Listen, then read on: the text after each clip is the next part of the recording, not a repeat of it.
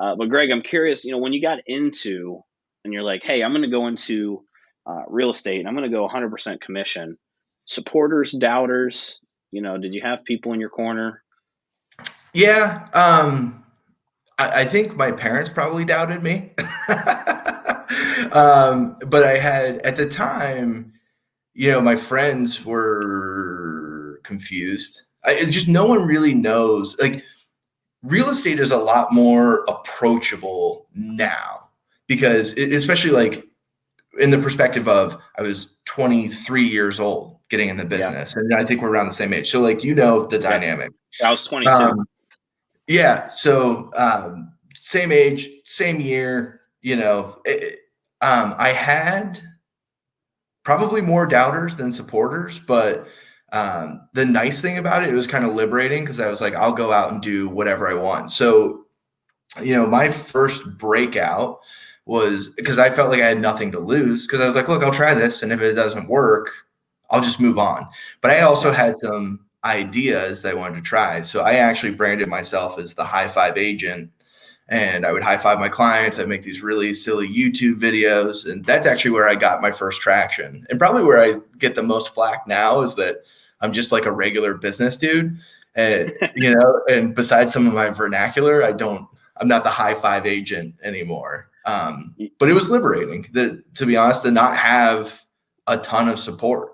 I had friends that were, because being young in the business was weird. I had friends that Yeah. used their parents' realtor, and I had to learn how to work around that. And it caused me to be better, to learn more, to kind of, suck it up and learn, because sometimes they use people that I knew pretty well. And, Yeah. the first thing you want to do is hate on them and be like, oh, well, they don't, blah, blah, blah. But it was a good Yeah. lesson of being like, maybe I should see if I can buy coffee or lunch and learn from them in their business. So Yeah. not a ton of support. A lot of, I think, idle curiosity, certainly some haters. But yeah, not a ton of support, to be honest. You think about it, we were probably part of the tail end of, you're supposed to go to college to get that stable job. Like Yeah. I tell people, like, my parents didn't force us to go to college. It was kind of implied, but it wasn't Yeah. like forced. But it was still back then, go to college, get a degree, get a good job. Well, Yep. when we got out of school, the job market wasn't really the hottest thing out there. So, Yeah. so I totally get it. And then, being so young, I always say my friends weren't buying homes. We were 22 years old, just graduated college. We weren't buying houses. So, Yeah. I had to figure it out. And for me, it was leads and investors, is how I cut teeth. So, Good for you, man. Better than me. so My dive in. patience with investors, it's like you got to be like a certain type of investor.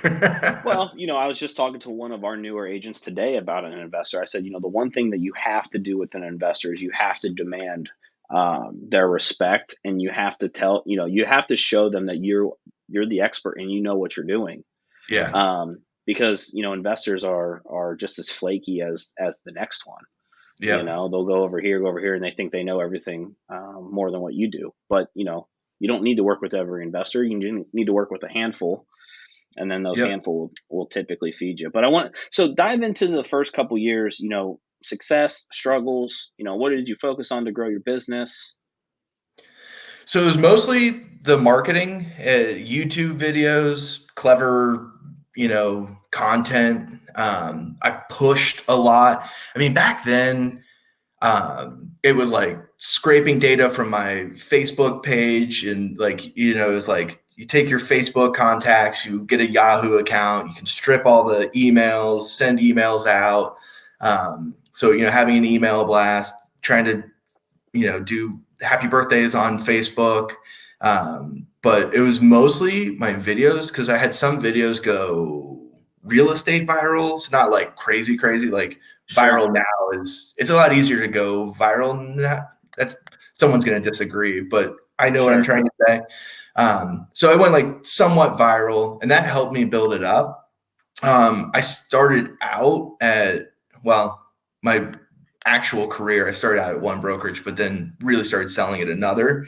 Sure. And they had leads, and I would pay for them. It's something that like fundamentally I wouldn't do now, but being abnormally young in a business, it wound up being helpful, and because I just needed people to work with to do a good job to start the referrals, Yeah. and that was the key at that point in time. And so, I'd have some people that I knew. I'd have, I did do like I was really involved in Rotary up in Dublin when I lived up there.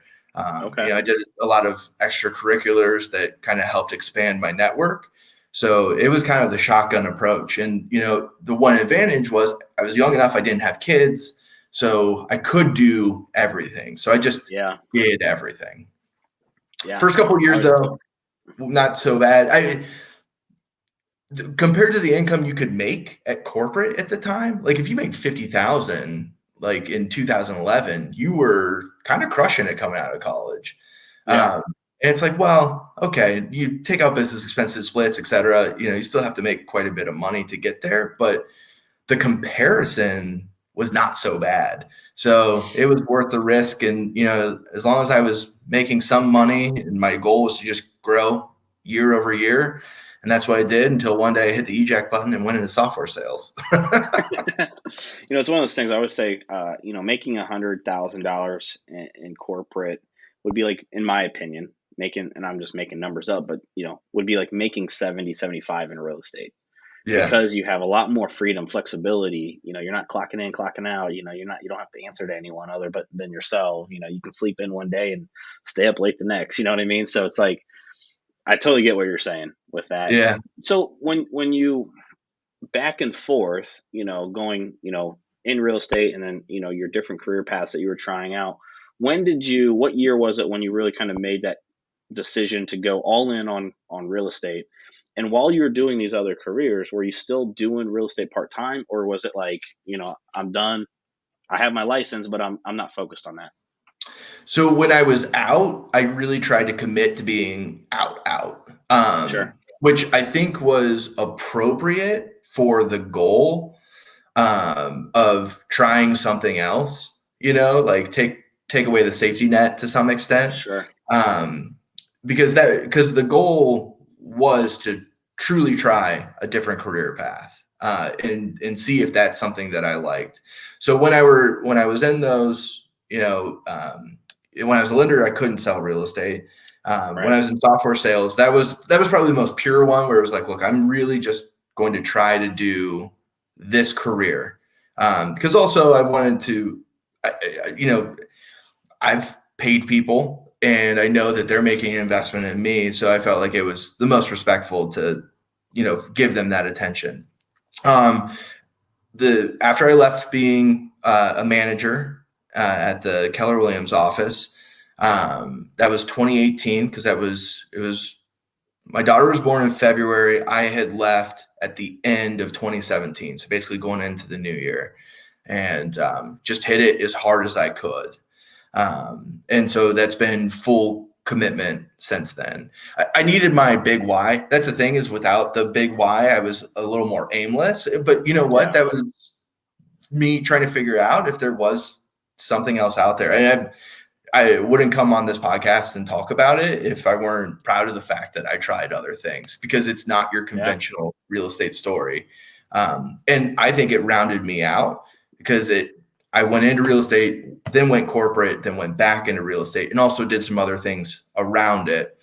So I thought that was helpful, if anything. But 4 years fully committed, and no regrets, other than if I had not got out of the business, man, I'd probably leave, $25,000-$50,000 in commissions, because you get out of the business, that is the cost, right? You can't Yep. blame someone who said, "Hey, I didn't realize," because, hey, you know what? I didn't even realize where I was. So Yeah. that would be the only potential regret. But big picture, I'm successful enough or proud of what I've accomplished that no regrets.